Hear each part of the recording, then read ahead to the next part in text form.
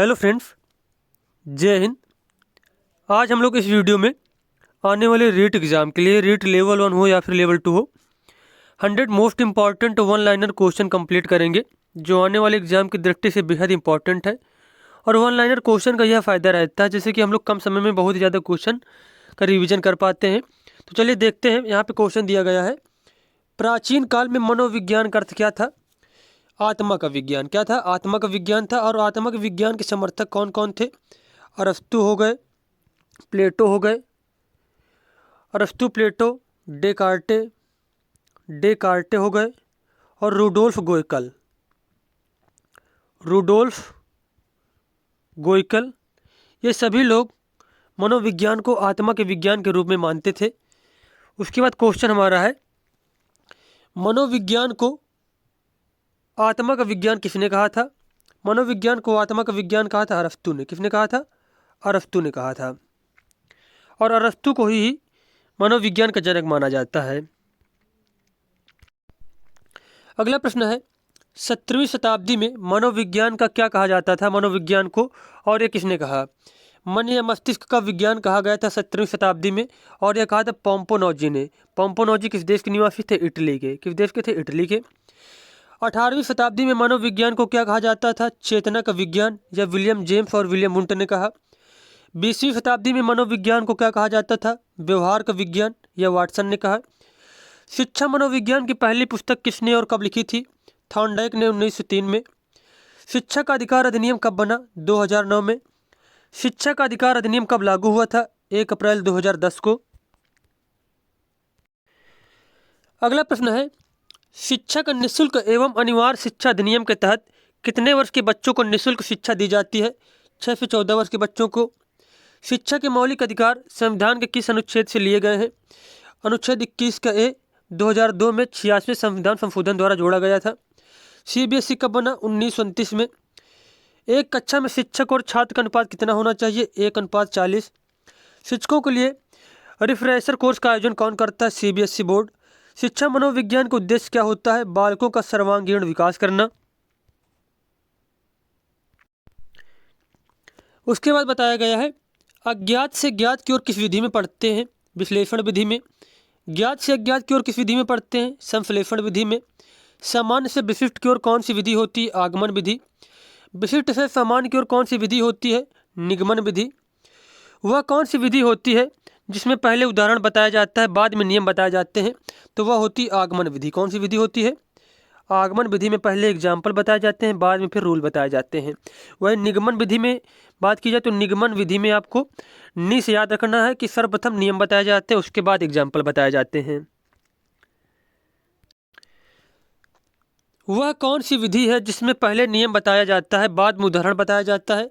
निगमन विधि। देखो, सुनो और समझो किस विधि पर आधारित है? प्रदर्शन विधि। देखो, सुनो और बोलो किस विधि पर आधारित है? प्रयोगात्मक विधि। किस विधि में शिक्षण सूत्र का प्रयोग होता है? आगमन विधि में।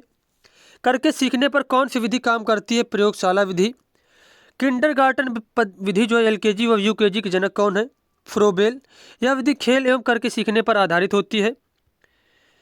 ग्रंथि के दोषपूर्ण कार्य के कारण व्यक्ति का लैंगिक विकास उचित रूप से नहीं हो पाता है। कौन सी ग्रंथि के कारण? पीनियल ग्रंथि के कारण। खेल पर आधारित विधि है किंडरगार्टन विधि। अतिरिक्त शक्ति के सिद्धांत का संबंध है खेल से। Psychology from the stand point of behaviourist किसकी रचना है? वाटसन की।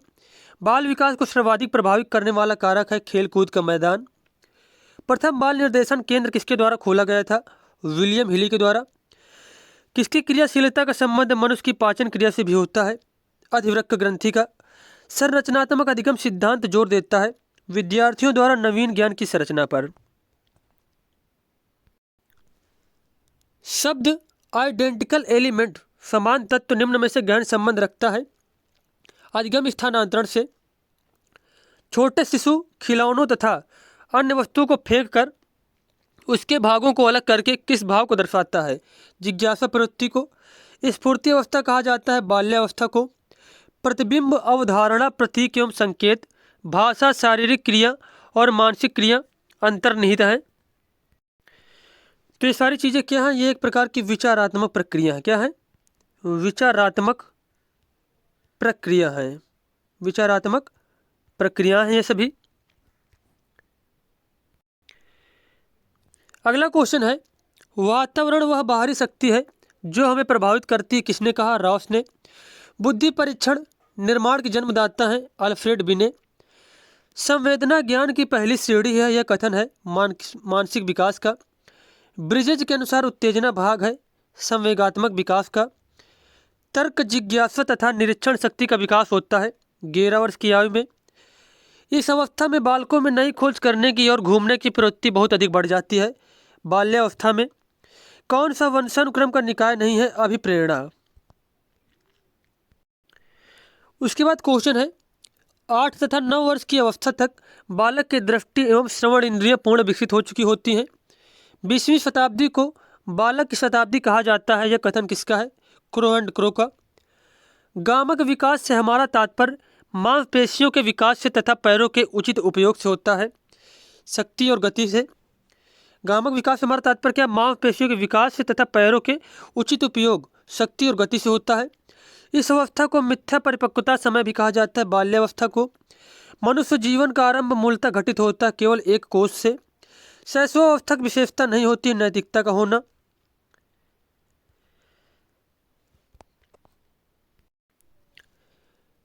सीखने का वह सिद्धांत जो पूर्ण रूप से केवल अवलोकनीय व्यवहार पर आधारित है, सीखने के व्यवहारवादी सिद्धांत से संबंधित है। सीमा हर पाठ को बहुत जल्दी सीख लेती है, जबकि लीना उसे सीखने में ज़्यादा समय लेती है। यह विकास वैयक्तिक भिन्नता सिद्धांत को दर्शाता है।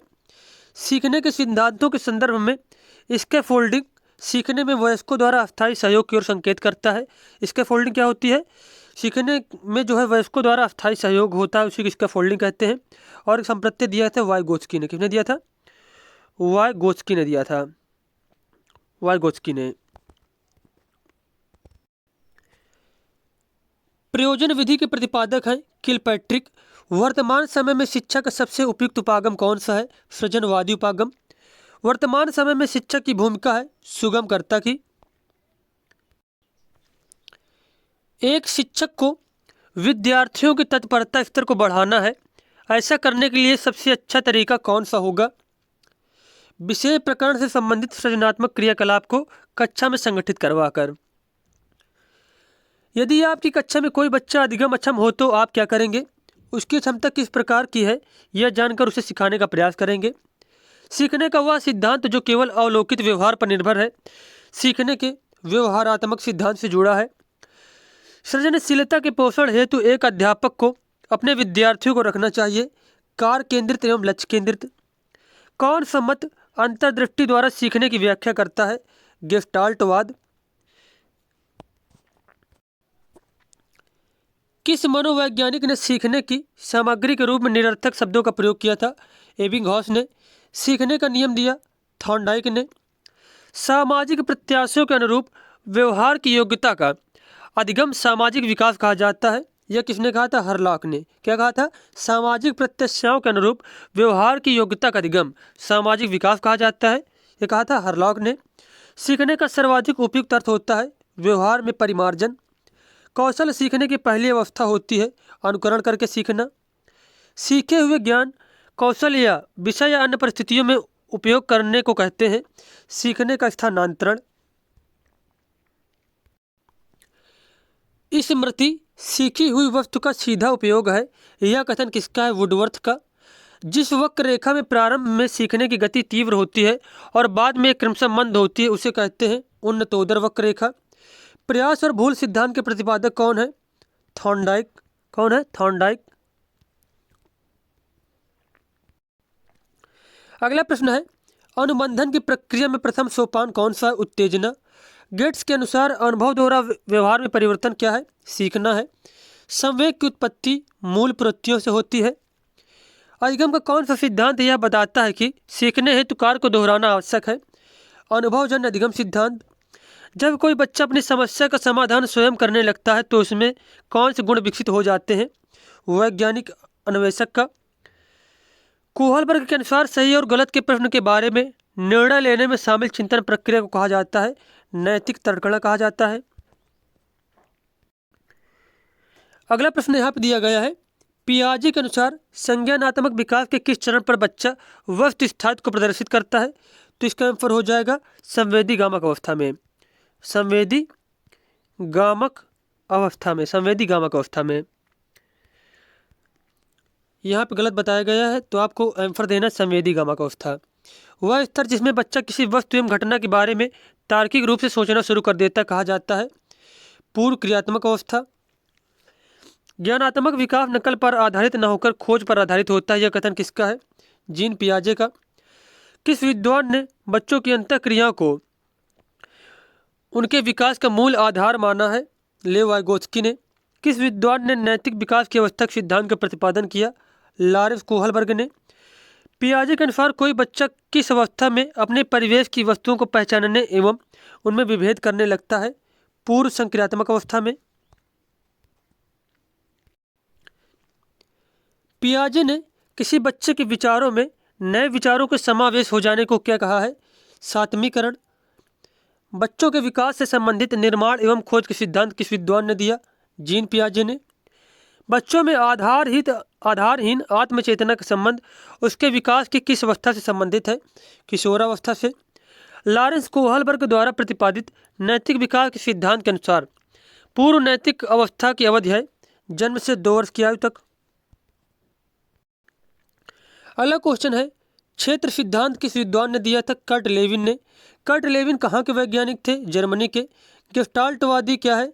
जर्मनी के विद्वानों का समूह है जिसमें कोहलर, कोफका, वर्दिमर शामिल है। कर्ट लेविन किस संप्रदाय के समर्थक थे?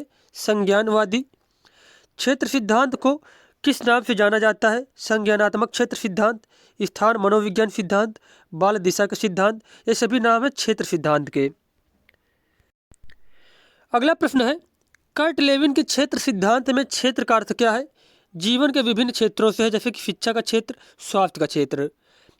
अधिगम का श्रेणी क्रम सिद्धांत किसने दिया? रॉबर्ट गैने ने। रॉबर्ट गैने किस संप्रदाय के समर्थक थे? संज्ञानवादी थे। रॉबर्ट गैने कहाँ के वैज्ञानिक थे? अमेरिका के थे। अगला प्रश्न यहाँ पे दिया गया है, रॉबर्ट गैने ने बालकों के विकास को ध्यान में रखते हुए अधिगम की प्रक्रिया को कितने भागों में बांटा है? 8 भागों में बांटा, जिसका क्रमिक रूप है संकेत अधिगम, उद्दीपक अधिगम अपक्रिया, या फिर एसार अधिगम भी इसको कहते हैं, श्रृंखला अधिगम, फिर शाब्दिक अधिगम, बहुविभेदन अधिगम, प्रत्यय अधिगम, सिद्धांत अधिगम, समस्या समाधान अधिगम। तो ये 8 नाम आपको याद होने चाहिए। उसके बाद अगला प्रश्न यहाँ पे दिया गया है, रॉबर्ट गैने के अनुसार अधिगम का सबसे निम्न स्तर कौन सा है? तो संकेत अधिगम। कौन सा? संकेत अधिगम। अगला प्रश्न दिया गया है, रॉबर्ट गैने के श्रेणी क्रम सिद्धांत के अनुसार अधिगम का सबसे उच्चतम स्तर कौन सा है? समस्या समाधान अधिगम। अगला प्रश्न दिया गया है, रॉबर्ट गैने के श्रेणी क्रम सिद्धांत के अनुसार अधिगम का सबसे उच्चतम स्तर कौन सा है? समस्या समाधान अधिगम। रॉबर्ट गैने के अनुसार बालक अधिगम कब पूरा हो जाता है? 12 वर्ष के उपरांत, जब वो अपनी समस्याओं को समाधान करने लगता है। शास्त्रीय अनुबंधन का सिद्धांत किसने दिया था? पावलाव ने। मॉन्टेसरी शिक्षा प्रणाली के जनक कौन है? डॉक्टर मारिया मॉन्टेसरी इटली के निवासी थे। यह विधि इंद्रियों या फिर ज्ञानेंद्रियों के प्रशिक्षण पर बल देती है। खेल पद्धति के जनक कौन है? Henry कालवेल्ड cook. डाल्टन पद्धति के जनक कौन है? कुमारी हेलन पार्कहर्स्ट। उसके बाद क्वेश्चन है, डाल्टन पद्धति के जनक कौन है? मिस हेलन पार्कहर्स्ट हो गया। पर्यटन विधि के जनक कौन है? पिस्टोलॉजी। खोज अनुसंधान या फिर ह्यूरिस्टिक विधि के जनक कौन है? आर्मस्ट्रांग। खोज विधि का संबंध किससे है? भूतकाल से है। अन्वेषण विधि के जनक कौन है? आर्मस्ट्रांग। अन्वेषण विधि का संबंध किससे है? वर्तमान काल से। पढ़ाने की सबसे अच्छी विधि कौन सी है? प्रोजेक्ट विधि। अगला प्रश्न है, परियोजना विधि के जनक कौन है? अमेरिका के प्रसिद्ध शिक्षा शास्त्री जॉन डेवी। के योग शिक्षक कौन है? किलपैट्रिक। परियोजना विधि के प्रतिपादक कौन है? किलपैट्रिक। सूक्ष्म शिक्षण माइक्रो टीचिंग के जनक कौन है? Robert Bush. इकाई उपागम के जनक कौन है? मॉरिसन। जन्म के समय बालक में कितनी हड्डियां होती हैं? 270 हड्डियां।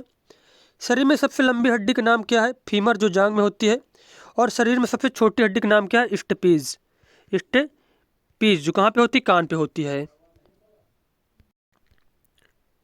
अगला प्रश्न दिया गया है, शरीर में सबसे मजबूत हड्डी का नाम क्या है? मंडिबल जो जबड़े में होती है, या फिर मैनुअल। जन्म के समय नवजात शिशु की त्वचा का रंग कैसा होता है? हल्का गुलाबी। 15 दिन के बाद त्वचा स्थायी रंग को प्राप्त कर लेती है। ये यहाँ पे बताएगा कि 15 दिन के बाद जो है त्वचा स्थायी रंग को प्राप्त कर लेती है। नवजात शिशु कितने घंटे सोता है? 18 से 20 घंटे, किंतु वह हर 2 घंटे में जागकर अपनी मांसपेशियों को घुमाता है। बालक का विकास 6 वर्ष तक लगभग कितने प्रतिशत हो जाता है? 90%। बालक का विकास 10 वर्ष तक लगभग कितने प्रतिशत हो जाता है? 95%। बाल्यावस्था में बालक की हड्डियाँ कितनी होती हैं? तो बाल्यावस्था में बालक की हड्डियों की संख्या 270 से 350 तक हो सकती है। निःशुल्क एवं बाल शिक्षा का अधिकार अधिनियम 2009 इसका विस्तार किस राज्य में नहीं हुआ है? जम्मू कश्मीर में। शिक्षा का अधिकार अधिनियम 2009 के तहत निजी विद्यालयों को कितने प्रतिशत सीट आरक्षित करना अनिवार्य होगा? 25%। 12 वर्ष तक के बालक के मस्तिष्क का भार कितना होता है? लगभग 1260 ग्राम, जबकि एक स्वस्थ मनुष्य के मस्तिष्क का भार लगभग 1400 ग्राम होता है।